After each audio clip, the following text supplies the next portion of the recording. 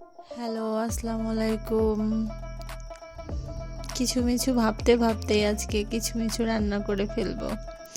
আমি আর আমার ছোট ভাই সকাল থেকেই ভাবছিলাম কিছু একটা রান্না করতে হবে।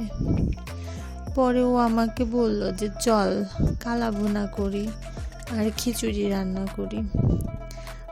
আমাদের ছোটু আবার খুব খিচুড়ি পছন্দ করে। ছোটু বলতে আমার ছোট ভাই, আমি ওকে মাঝে মাঝে ছোটু বলেও ডাকি। যাই হোক, আর আমার খুব কালা ভুনা পছন্দ, ওরও খুব কালা ভুনা পছন্দ। যদিও ও আমার শত্রু, কিন্তু শত্রু একটা কিছু খাইতে চাইছে, সেটা রান্না করব না, সেটা কি হয়? শত্রুকে মাঝে মাঝে বন্ধু ভাবতে হয়। তারপর এটাও ভাবলাম যে খুব সহজে কিভাবে কালা ভুনা রান্না করা যায় সেই রেসিপিটাও একটু সবার সাথে শেয়ার করা যাবে।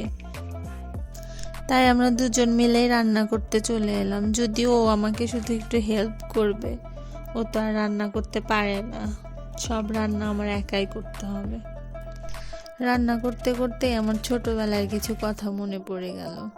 ছোটবেলায় নাকি আমি কিছু মিছু খাইতে চাইতাম, যদিও সেই কিছু মিছু নাম বলতে পারতাম না।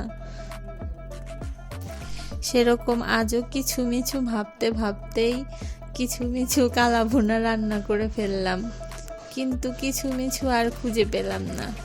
যাই হোক, কোনো একদিন আমি কিছু মিছু রান্না করে সবার সাথে শেয়ার করব।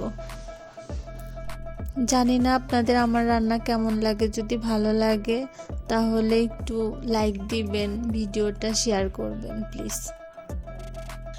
আসলে মাঝে মাঝে শত্রুর কাছে প্রশংসা শুনতে খুব ভালো লাগে, আর সেটা যদি হয় খাদক আর কি। এখন খাদক খেয়ে বলবে যে আমার রান্নাটা কেমন হয়েছে, দেখা যাক খাদক কি বলে।